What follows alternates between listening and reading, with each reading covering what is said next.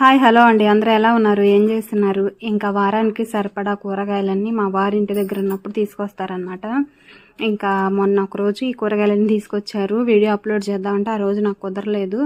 ఇంక ఇప్పుడైతే అప్లోడ్ చేస్తున్నాను. వారానికి సరిపడా తీసుకొస్తే మాకు వారం పైనే వచ్చినాయి అనమాట. ఆదివారం రోజు మాకు సంతలాగా జరిగింది. అక్కడైతే చాలా తక్కువ రేటుకే కూరగాయలు దొరుకుతాయి అనమాట. ఆ రోజు తీసుకొచ్చారు ఈ కూరగాయలన్నీ. ఇంకా ఎండాకాలం కదా, పిల్లలకి సంబంధించి ఇలా పనసకాయలని, తాటి ముంజలని, ఇంకా పుచ్చకాయ ఇలాంటివి వాటర్ ఎక్కువ కంటెంట్ ఎక్కువ ఉన్నాయి పిల్లలకి ఈ ఎండాకాలంలో పెట్టాలన్నమాట.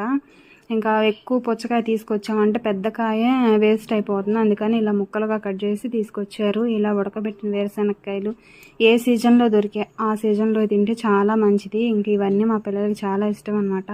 ఇంకా నేను ఈ కూరగాయలన్నీ, ఆకుకూరలన్నీ ఇలా కట్ చేసి బాక్స్లో పెట్టుకొని వెంటనే వండేస్తాను. ఎక్కువ రోజులు నిల్వ ఉంచను, నిల్వ ఉంచకూడదు.